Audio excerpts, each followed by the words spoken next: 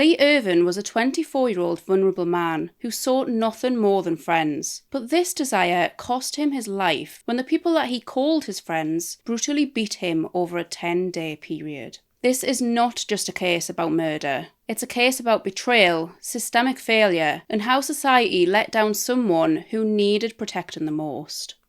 Today we're visiting a tragic UK case local to myself, the story of Lee Irving. Lee grew up in West Denton, Newcastle upon Tyne, with his three brothers, Joe, Charlie and Owen. At around the age of 4, Lee was diagnosed with significant speech and learning disabilities. These challenges affected how he processed information, how he made decisions, and how he understood the world around him. Lee's mum Bev was told that mainstream school wasn't the right fit for Lee, so he attended Percy Headley School, which is a school dedicated to supporting children with additional needs. He was really well looked after here and received all of the support and care that he needed. At around the age of 12, school reports stated that Lee can easily be influenced by those around him, and at around the age of 16, it was decided it would be best for him to stay at Percy Headley School until the age of 18. At this time, Bev and his teachers were concerned for his safety. It was here, the transition between childhood and adulthood, that something went wrong. So how did a young man surrounded by love and support fall into the hands of people who would ultimately take his life? As Lee grew older, he craved what most people his age crave: independence, freedom, and most of all, friends of his own. But this resulted in Lee choosing to spend time with homeless people, and his mum Bev reporting him missing regularly. He was being taken advantage of repeatedly, often returning home with his money and his clothes stolen. Without consistent supervision and his learning difficulties making it hard to judge character or danger, Lee became vulnerable to manipulation. From the age of 20, Lee was arrested often, usually for stealing or alcohol or substance-related offences, and on one occasion was arrested for simply being with someone who stole a watch. Lee was placed on a tag for this, a device that monitored where he was and was expected to be home by a certain time, but Lee had no concept of time, so this was a recipe for disaster. Instead of being viewed as someone in need of protection, police often saw Lee as troublesome, rather than troubled. His punishments were often misunderstood and surely caused more distress than teaching him a lesson not to reoffend. Around this time was when Lee began slipping through the cracks. He was missing around half of his scheduled appointments with social services. His family, who had fought so hard for him throughout his life, found that they had less and less influence. It was around this time in 2014 that he came into contact with James Wheatley. They reportedly met over BlackBerry messaging. I'm not familiar with BBM, so I'm not fully sure how it worked, but it sounds kind of similar to a group chat with James asking who was up for a party. James was already well known to the police for violence, manipulation and intimidation. What Lee saw as a friendship was something far darker. What initially began as visits to James's house slowly turned into something much more sinister: control, isolation and exploitation. James lived at 33 Studden Walk with his mum Julie Mills, along with Barry Imray and James's girlfriend Nicole Lawrence. From the outside, his home may have looked like any other, but eventually, and unknowingly to Lee, it became a trap. Inside that house, Lee was no longer treated like a guest, or even a human being. He was expected to run errands for them, and his disability benefits were stolen and used by those around him. At night, Lee shared a bed with his future killer, and on other occasions he was confined to what the household referred to as the dog room, an unfurnished space where he was left isolated and alone. All Lee ever wanted was to have friends, to be accepted. Tragically, he became so desperate for connection that he tolerated the bullying, just to avoid rejection by his so-called friends. In the final days of his life, he endured a level of cruelty that no person should ever have to face. He endured beatings and cruelty by the very people that he believed were his friends. Just after 8:15 a.m. on the 6th of June 2015, a 999 call came through. A man's body had been found near a footpath in Fordon, close to the A1 in Newcastle. He had been beaten beyond recognition. That man was 24-year-old Lee Irving. Police turned to the public for help to identify the victim, so a post was made on Facebook asking locals to share the appeal. Heartbreakingly, Lee's own mother, Bev, shared that very post, hoping to help identify the man who had died, but she was completely unaware that it was her own son. Also tragically, Bev didn't hear the news from the police. Instead, she received a message from a friend who had heard rumours and urged her to contact the officers directly. When she called the police, they told her they couldn't confirm anything over the phone, but just moments later, officers arrived at Bev's home and delivered the horrific news that no parent should ever have to hear. She went on to tell police that Lee would regularly stay at 33 Studham Walk. Officers then immediately turned their attention to the house. But when they questioned the 4 residents, James Wheatley, his mother Julie Mills, his girlfriend Nicole Lawrence, and Barry Imre, all of them denied knowing Lee. That lie only deepened police suspicion. All 4 of them were arrested and the house was secured as a crime scene. Inside the property, a thorough search revealed blood splatter in one of the bedrooms. Forensics later confirmed that the blood did belong to Lee Irving, allowing police to charge 29-year-old James, 35-year-old Barry, 51-year-old Julie, and 22-year-old Nicole. As the investigation progressed, the case only became more disturbing. Bev didn't even know the full extent of her son's injuries until Lee's trial. They consisted of a broken nose and jaw, 27 rib fractures, a collapsed left lung, and a bruised right lung, along with 60 bruises, cuts and grazes. This attack had been so vicious, pathologists reported that these injuries resembled that of a car crash without wearing a seatbelt. They also found that some ribs had begun to heal, but they were then fractured again, indicating that more than one assault took place. As if these injuries aren't heartbreaking enough, they also found substances in Lee's body. A combination of morphine, Valium, and buprenorphine, which is a medication for heroin addicts, was used to sedate Lee over the 10 days to stop him from escaping. The torture is believed to have started around the 28th of May and continued until the 5th of June, the day before his body was discovered. The cause of death was determined to be respiratory failure as a result of the brutal assaults. Even further disturbing evidence confirmed just how involved and how cold-hearted each of the residents at 33 Studham Walk truly were. James had hidden the phone of each of his housemates in a bag at the back of the garage belonging to 33 Studham Walk. What was uncovered in those phones is chilling. There was text messages and search history, all proof of what they did and just how little they cared. James's confession was right there in the text to his girlfriend. I walloped him. I gave him a broken nose, 2 black eyes, cut on his eye. And in another text, smashed Lee all over. Should see his face, my God. Almost as though this vile man, if you can even call him that, was pleased with what he had done. Nicole's reply was just as cold. Once he is gone, you can prove nought. When he is gone, give your room a good clean out.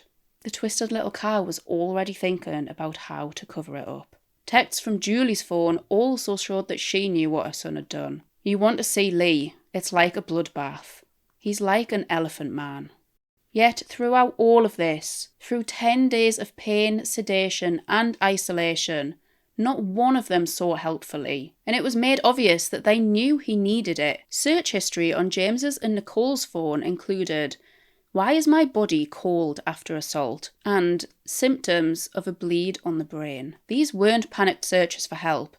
These were private attempts to understand how much damage had been done without ever getting a doctor involved. And tragically, this wasn't the only missed opportunity to save Lee. During the period of Lee's captivity and abuse, police actually attended the home of 33 Studham Walk, but not for Lee. It was a separate matter, reportedly involving one of the other residents, one of the accused. It's not clear what the incident was about exactly, but it was resolved quickly, and the police saw no reason to search the house. Had they searched the house that day, maybe the outcome would have been very different. Maybe Lee would still be alive today. When it finally became clear that Lee was no longer moving, James instructed Barry to dispose of the body. Barry, who like Lee also had learning difficulties, was terrified. He later told the court, "You can't say no to James." He pushed Lee in a pushchair around half a mile from the house to the path in Fordon and called 999 himself,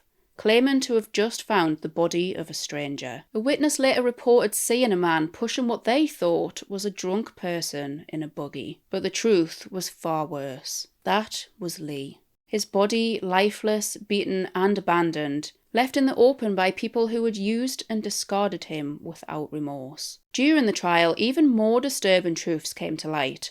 Truths that revealed this wasn't an isolated act of cruelty. Julie Mills, James's mum, was found to have 4 different people's disability benefits going directly into her bank account. The household had essentially built a lifestyle around exploiting the vulnerable, bringing them in, using them for errands, and draining their finances.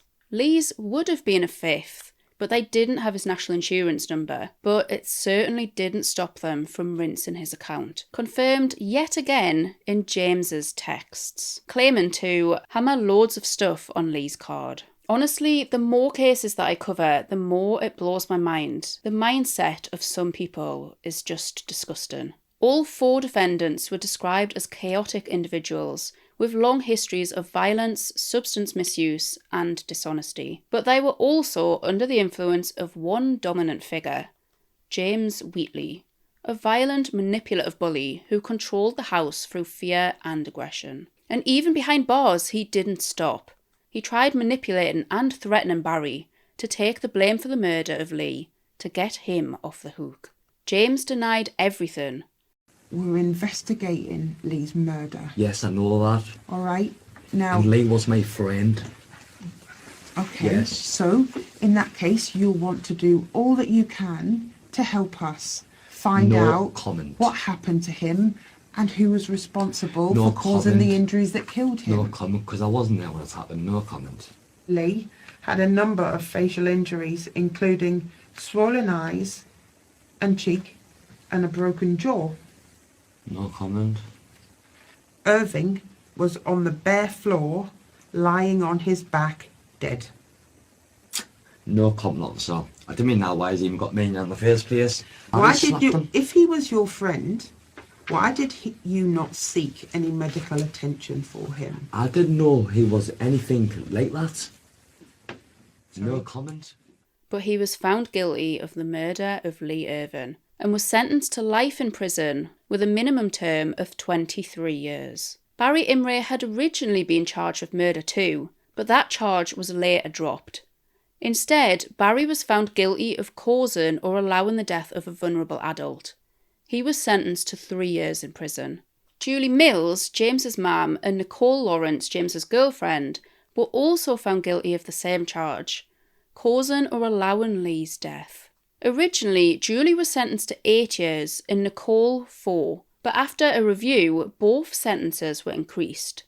Julie then received 10 years and Nicole received 7. Despite this, Barry Imray was released in December 2016 after serving just 18 months on remand, and Nicole Lawrence was released in 2020. But you might be wondering, why wasn't Lee at home?